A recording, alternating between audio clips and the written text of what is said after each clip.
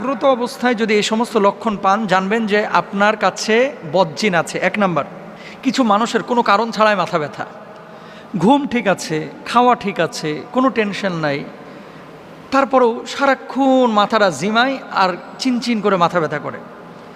চোখ কান এগুলোর সমস্যাই না, এমনিতে মাথা ব্যথা করছে।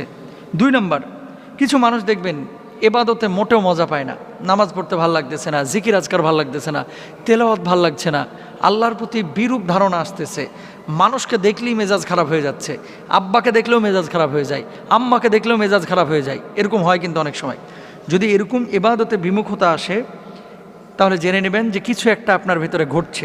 3 নাম্বার, মেজাজ বিক্ষিপ্ত হয়ে থাকা এবং সবসময় মেজাজ একেবারে হট টেম্পারে থাকা।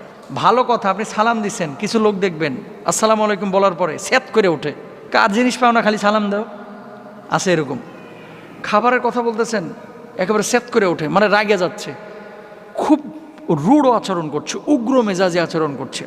4 নাম্বার। 5 নাম্বারে অনেক সময় খিঁচুনি বা মৃগী রোগী যেগুলা রয়েছে, মৃগী রোগ এটা অনেকেরই রয়েছে, আর অনেকে খিঁচুনি এই যে জিনের প্রভাবে কিন্তু অনেক সময় হয়ে থাকে।